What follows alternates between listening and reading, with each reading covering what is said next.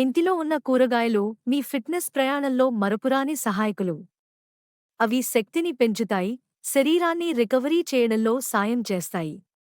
సరైన పోషకాలు ఉండే కూరగాయలను రోజువారీ డైట్లో చేర్చడం వల్ల తక్కువ సమయంలోనే గొప్ప ఫిట్నెస్ ఫలితాలు పొందవచ్చు.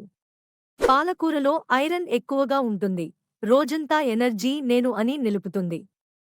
బంగాళాదుంపలు ప్రోటీన్లను అధికంగా నిల్వ చేయడంలో సహాయపడతాయి.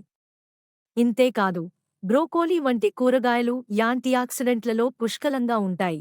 ఇవి మీ పర్యాయ దెబ్బలు తగ్గించడంలో కీలక పాత్ర పోషిస్తాయి.